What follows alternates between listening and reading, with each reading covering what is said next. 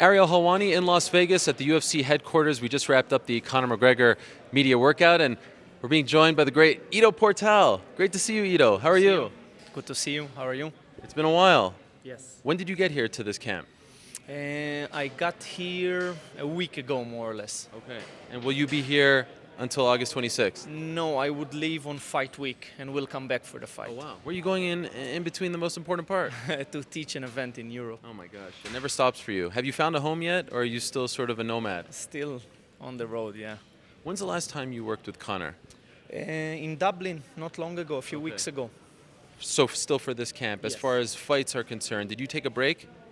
No, I was busy. We met again here, continued our work. By the way, what happened to the hair? Why? It was Enough. your staples, your signature. Enough. You got enough of it? Yeah. You like this better? Yeah. Okay. Now, it's interesting because when you were first introduced to Conor, he was an MMA fighter. And of course, you can tell the movement really helps him out because MMA, you're using your entire body. But here, he's obviously using his body, but it's really about the hands. How does what you do and what you teach him get implemented into what he's about to do on August 26th? Movement is everywhere. It's about the distance, it's about the foot patterns, it's about the position, the posture of the body, it's about how to use your hands, how to use the shoulders, it's about how to use the eyes, where to look, how to look. These are all movement concepts. Do you adapt your training with him because you're doing boxing as opposed to MMA? Is it different at all? 100%. Really? I adapt it all the time, and even more so for this fight. How would you describe him as a student as far as the first time you started working with him until now? Conor is very open-minded, although some might not see it immediately, but he's the kind of person that will hear something and then will go think about it for a few days, and it will just kind of, he will become obsessed with it and implement it, and that's why it's been a very good connection with him, because I cannot be there all the time with him. I'm very busy. So he's been taking a lot of the concepts and the movement, which some of them you've seen today, and implemented. Like what he's doing with his hands? A lot, yeah. These are also part of it. How to loosen up the arms so that the shots can really fly. How to disconnect the shoulders in the right moment and reconnect them in another moment. It's a certain quality of movement that is not all the time addressed, and it makes a difference. When you compare how Floyd moves to how he moves, and a lot of people say that Conor needs to bring an unorthodox game, an unconventional game. Do you see a stiffness in Floyd? Do you see, comparing the two as far as the movement is concerned, their body is concerned, how would you compare them? Not at all. Floyd is, I don't see any stiffness in Floyd.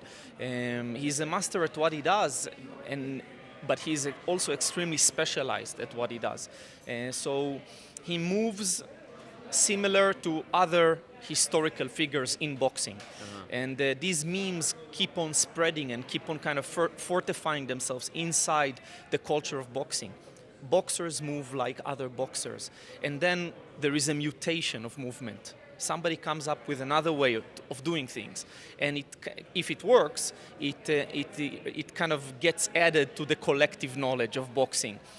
Conor is a lot freer in the mind. It means that maybe the stuff that he's doing haven't been tested to the same amount, but it also means that he can break the mold, he can surprise you, he can give you awkward timing and awkward positioning, he can disappear and reappear, and a lot of things that a boxer doesn't get to see so often. People like to mock Conor with the movement stuff, and even now the conventional boxing community likes to say, look how slow he is, and what is he doing, all this stuff. I mean, it's happened all day today as we've tweeted videos out and things of that nature. What do you say to those people in response? Have you ever heard what people used to say about Roy Jones early on? It's the same. It was awkward. He broke all the rules. Conor doesn't use speed the same way that Floyd does, but he uses timing and position and movement for his benefit. People are used to seeing the same things, and they have an appreciation for what is familiar. Even a familiar face, it ignites their brain in a different way than a face they've never seen. And that's why they respond that way to how he moves. Does it bother you? Not at all. Not at all. You probably get that to a certain degree, or at least when you were starting, right? Yes, you should take criticism definitely in your life, but you should take it from the right people. And people just, they're not educated on the subject. They're just writing comments. They're seeing things, but they're not involved with it. So it doesn't bother me. What's your prediction? How do you see it ending? I have no idea. It's as opposed to what most make you think, I think it's a very unique situation. I don't think Floyd ever met someone like Conor. I don't think Conor ever met someone like Floyd. I think both are extremely confident, and both of them have skill sets and understanding of what they want to do, and we're going to see how it unfolds. By the way, is this your first time working with a boxer? Yes. Okay, you enjoying it? A lot, yeah. Yeah? And you feel a difference between working with an MMA fighter per se? Yeah, the camp has been different. There are less balls to juggle. Yeah. But on the other hand, there's been a lot of familiarities because we get to work again a little bit deeper, getting to know each other better, so it's familiar. Well, it's great to see you back. Keep up the great work. And of course, good luck to you and the team come August 26th. Thank you very much. תודה רבה. תודה.